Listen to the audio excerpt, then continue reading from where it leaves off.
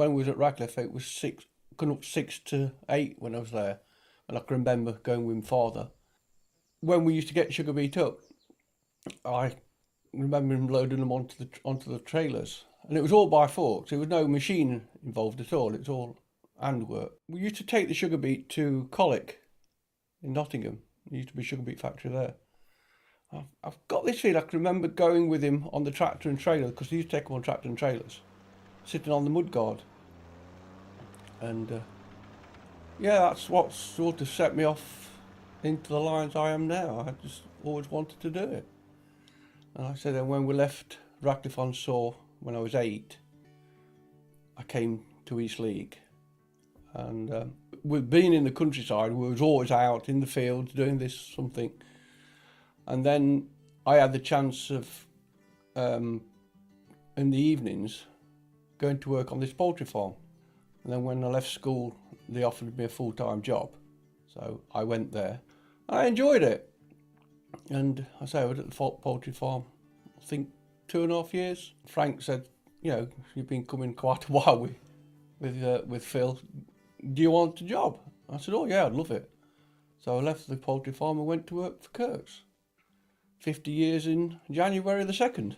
My name's James and I'm a farmer. I've grown up on a farm my entire life and I work full time now. I've got the old minis and I needed somewhere to work on them because the minis were at my mum's and I had a few tools over here, so I wanted somewhere to work on them. So, and then my dad said I was allowed part of this shed, and then it started from there really.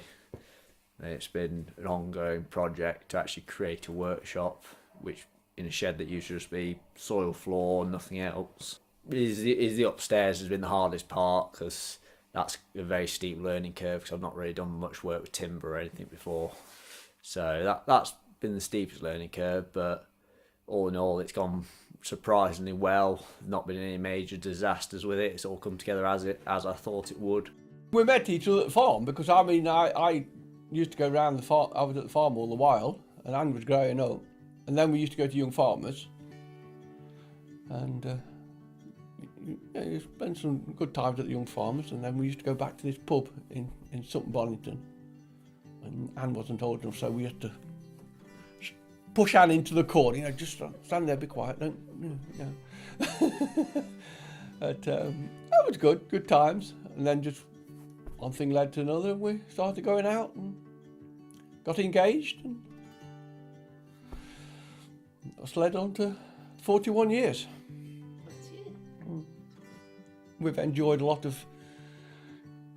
moments on the farm when Anne was growing up and I was working there, and like I say, this incident when she was learning to drive for the tractor. He said, put your foot on here, which was the clutch. When I get off, let your foot off slowly. So he never told me how to stop it or anything. So he's sort of like just driving round and round. How do you stop? How do you stop? He went over this bridge and I was sitting on the back on this block and she was driving it, or steering it. She wasn't driving it.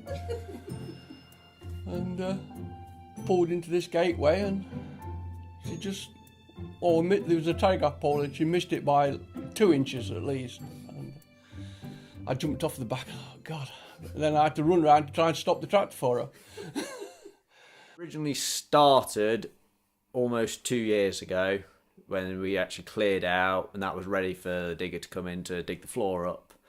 Then it's just been evenings, weekends and any free time I've had.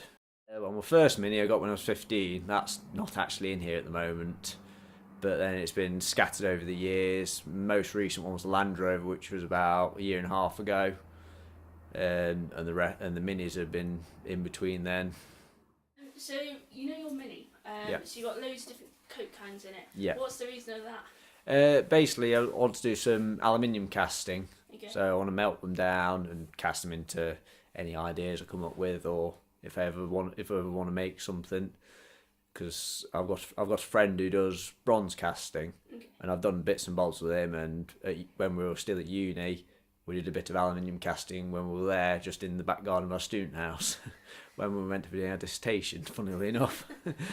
But Yeah, it's just for a bit of fun, really, more than anything. Just save them up into carrier bags and just then melt them down one day.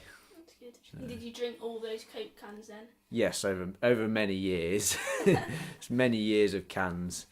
We were crushing some of them. We'll look at the expiration date, and I think the expiration on some of them was back in 2008. So they're quite a few years worth. Yeah, well, the concrete floor that I've had to put down, I got a company in to do that. They came in and did the whole lot of that.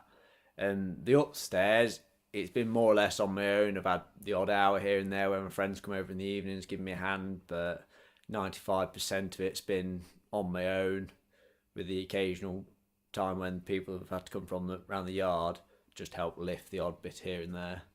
It's just been a bit too much for one person, but most of it's just been on my own.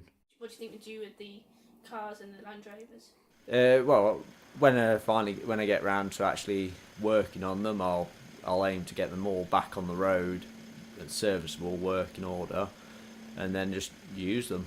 Take them to shows, take them out in the summer when I'm not working. Just for a bit of fun. Yes, yeah, it's definitely a big hobby. Taking up a lot of my free time at the moment with actually building the workshop.